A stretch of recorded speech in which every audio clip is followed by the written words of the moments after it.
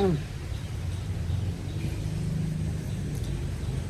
ริญพรสวัสดีสบายดีพ่อแม่พี่ๆทุกท่านทุกคนที่กำลังติดตามรับชมอยู่เนาะตอนนี้ลูกพี่อยู่ที่เมืองแล้วเนาะกลับมาแต่บ้านเมื่อวานนี้กลับมาถึงเมืองแล้วในตัวอำเภอเมืองแล้วอำเภอเมืองหลวงพระบางนะวันที่8 พฤษภาคมตอนเช้าฝนตกแห้งๆพอเนี่ยตกตั้งแต่ตีสี่จนหอด7 โมงเนาะ7 โมงเช้า7 นาฬิกาฝนยังประหยุดอยู่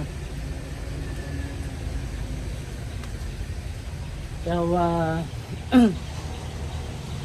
วันนี้จะมาถ่ายให้เบิ่งก็คือฝนตกเนาะบ่อยเนี่ยฝนตกแต่เช้าจนหอดตีสี่ตีห้า6 7 4 ชั่วโมงนะจะหอด2 โมงเช้าแล้วยังพออยู่เนี่ยฝนยังบ่ตกเลยเอาไป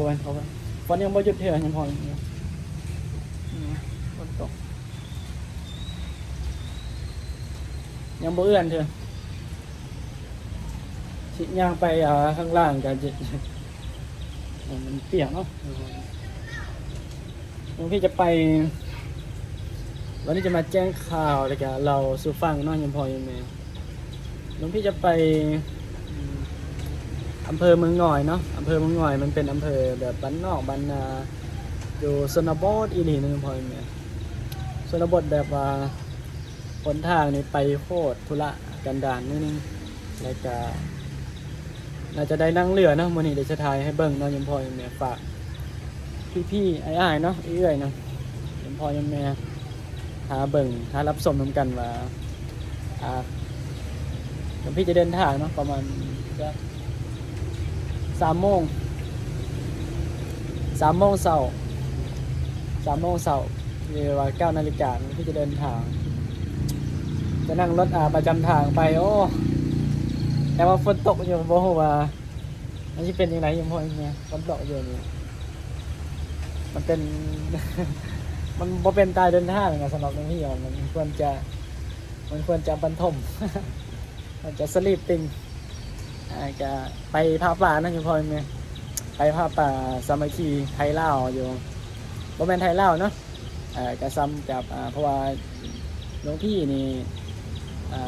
เรียนเชิญเจริญพรพายมพ่อยมแม่พายมแม่มาแต่ขอนแก่นเก่าแม่เนาะเก่าแม่เก่าท่านยมแม่เป็นเกษียณแล้วเพิ่นก็เลยอยากมาเที่ยวเมืองลาวเนาะหลวงพี่ก็ถือโอกาสนี้ซะเนาะพอดีมีบุญพาป่าสามัคคีอยู่ที่อำเภอเมืองง่อยจังหวัดหลวงพระบางนายมพอยมแม่หลวงพี่ก็เลยเจริญพรยมแม่เนาะจะเป็นคนยมแม่ที่อยู่วัดที่หลวงพี่อยู่แหละอยู่บ้านของวัดที่หลวงพี่อยู่ที่ขอนแก่นนายมพอยมจะถือโอกาสนี้แต่ว่าตอนนี้โยมแม่แม่เพิ่นกำลังเดินทางมาจากนครหลวงเพิ่นนั่งรถไฟเนาะจากเวียงจันทร์ไปหลวงพระบางน่าจะถึงประมาณ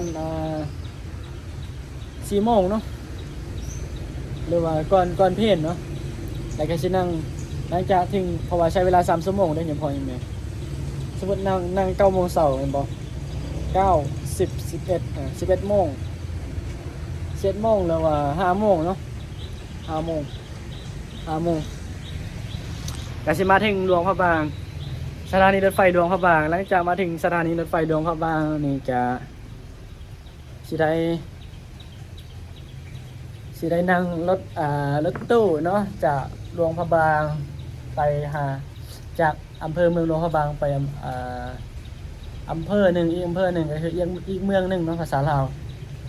เรียกว่าเมืองง่อยเนาะหรือว่าอำเภอเมืองง่อยภาษาไทยอำเภอง่อยการใช้เวลาประมาณหลวงพี่ก็เคยไปอยู่แต่ว่าไปด่วนนะจำไว้ว่าแต่มันตามที่คนเขาเคยไปเขาว่าประมาณ5 ชั่วโมงเร็วสุด5 ชั่วโมงนะนั่งรถตู้ที่จริงมันก็บ่ได้ไกลปานใดยมพรเนี่ยมันเป็นอำเภอสิแต่ว่าบังเอิญอำเภอนั่นมันเป็น อำเภอที่มีแต่ภูแต่ผานะทางรถมันก็สิอ้อมไปอ้อมมาโค้งไปโค้งมาบัดที่นี่แล้วก็มันสิเฮ็ดให้การเดินทางนี่ก็สิไปไวบ่ได้ยังพอแม่อีกอย่างช่วงนี้จะคือว่าโอ้ช่วงนี้ก็ฝนตกได้ยังพอแม่มันก็ไปไสมาไสก็ไปไวบ่ได้ประมาณแต่ว่าโยมแม่เพิ่นจะนั่งรถตู้เนาะมันจะมีคณะไปเป็นคณะเลย มันจะมีหลวงพี่ที่อยู่เวียงจันทร์พาเพิ่นไปเนาะเอาไปนั่งรถไฟมาส่วนหลวงพี่เนี่ยจะนั่งรถประจำทางกับอีกคนหนึงเนาะที่เป็นหลวงพี่อย่างอีกรูปหนึ่งที่แกเป็นคนเมืองงอยคนอำเภอเมืองงอยส่วนหลวงพี่อยู่อำเภอหลวงพระบางที่หลวงพี่จะไปก็คืออยู่ต่างอำเภอเนาะต่างอำเภออยู่ล่าวเนี่ยโอ้ไกลได้ยังพอเนี่ยต่างอำเภอเนี่ยตอนนี้อยู่หลวงพระบางไปที่อำเภอที่หลวงพี่จะไปในไกลขนาดนั่งรถประมาณรถประจำทางหลวงพี่จะน่าจะเป็นครั้งแรกในชีวิตเลยนั่งรถประจำทางจากอำเภอหลวงพระบางไปอำเภองอยเนาะกะบ่หัวใช้เวลาฮอด5-6 ชั่วโมงบ่ถ้าเร็วสุดใน5 ชั่วโมงยิ่งรถประจำทางนี่ประมาณ7-8 ชั่วโมงบ่ยังพอแม่เดี๋ยวเบิ่งไปหาติดตามไปนำกันเนาะยังพอแม่เดี๋ยวหลวงพี่จะมาเล่าสู่ฟังว่าการเดินทางมันเป็นอย่างไรแต่เท่าที่หลวงพี่เคยไปเนี่ยไปฤดูหนาวนะไปฤดูหนาวเนี่ยโอ้หลวงพี่ไปนี่หมู่บ้านนี่บ่มีอินเทอร์เน็ตหมายถึงบ่มีไฟเลยนะยังพอมันบ่มีไฟฟ้านะไม่มีเลยนะยังพอเนี่ยไม่มีเลย บ้านนั้นนะในอำเภอนะ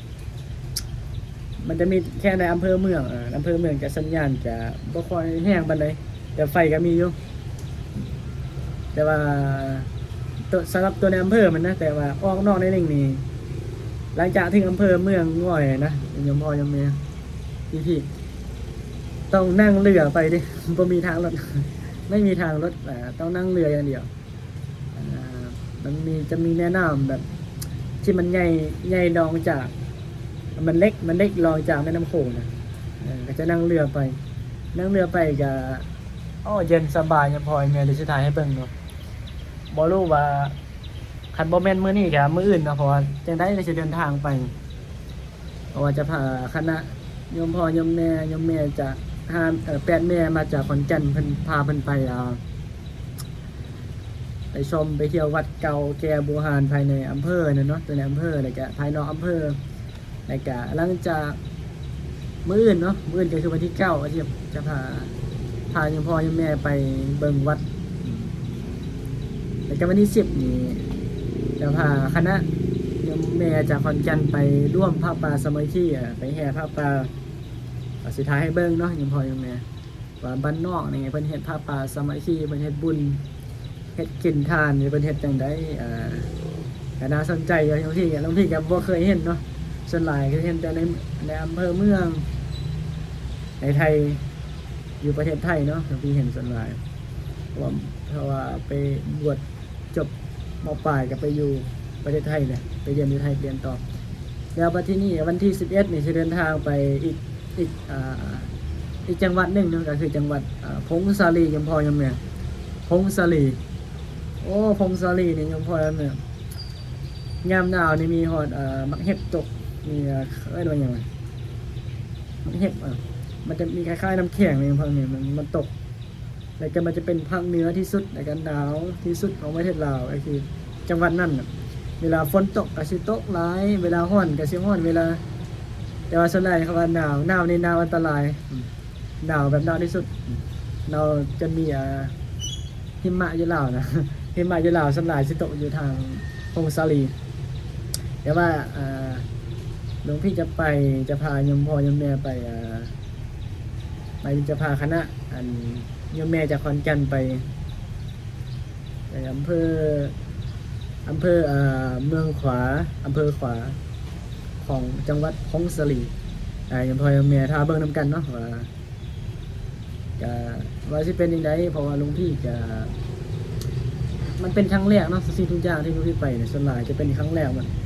แต่ว่าอำเภอง่อยหลวงพี่ก็ไปฮอดไปถึงแต่ใน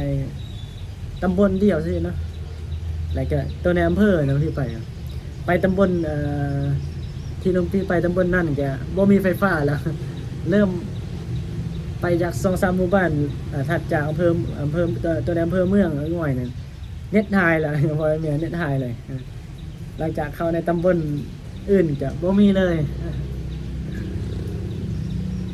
นอกอำเภอน่ะบ่มีสัญญาณบ่มีไฟฟ้าเพราะว่ามันอยู่ไกลทางเนาะมันบ่มีทางเอาง่ายๆคือยังพอเนี่ยมันมีแต่แม่น้ำเนาะมันก็เลยประมาณนี้ยังพอเนี่ยมาแจ้งข่าวเนาะให้ยังพอยังแน่ว่าตอนนี้หลวงพี่มีแผนหรือว่ากำลังจะไปไซต์เพราะว่าเมื่อวานนี้ก็มาแต่บ้านเนาะแต่คือยังพอยังแม่เห็นหรือว่าบางทีถ่ายคลิปกับพ่อกับแม่กับยายกับน้องสาวแต่กับมื้อนี้ก็สิวันที่8เนาะ8 พฤษภาจะได้พายมพ่อยมแม่มาแต่ขอนแก่นสิพาเพิ่นไปใส่คำว่าไปทำบุญนำแล้วก็ไปชมไปเที่ยวใส่คำว่าไปเที่ยวคือบอกว่าเพราะว่าโยมนี่เพิ่นอยากมาเที่ยวลาวเนาะโดยเฉพาะก็คือหลวงพระบางอำเภอเมืองงอยอันโยมพ่อโยมแม่ท่านใดที่เคยมาแล้วก็ฮู้จักนี่ก็อาจจะเข้าใจว่ามันเป็นจังได๋นะว่าจังหวัดหลวงพระบางนี่แหละกันมันจะมีอำเภอเมืองง่อยเนี่ยมันเป็นภูเขาสูงอย่างพออย่างนี้อันนี้คือเหตุหรือว่าปัจจัยหนึ่งที่ผมที่คิดว่านะที่เฮ็ดให้เมืองง่อยนี่การพัฒนาหรือว่าการถนนหนทางเข้าถึงยากลำบากเนาะอย่างพออย่างนี้ก็สิขอเป็นคลิปไอเพจสำเนียงอย่างพออย่างนี้เพราะว่าจะได้เตรียมตัวในการเดินทางนะขอเจริญพรเจอกันในคลิปต่อไปยังพอยังแม่ฝากกดไลค์กดติดตามให้เนี่ยเด้อยังพอยังแม่